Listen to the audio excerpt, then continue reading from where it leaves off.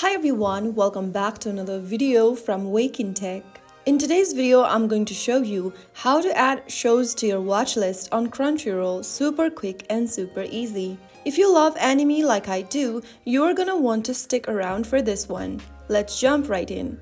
First, open up your Crunchyroll app on your mobile device, or you may also go to the Crunchyroll website and log into your account.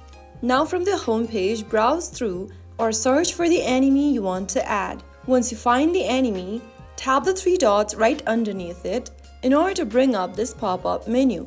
Look for Add to Watchlist button and tap on it. Now, a little bookmark icon will appear right at the top right of your show's thumbnail. And that's it. The anime is now saved to your watchlist.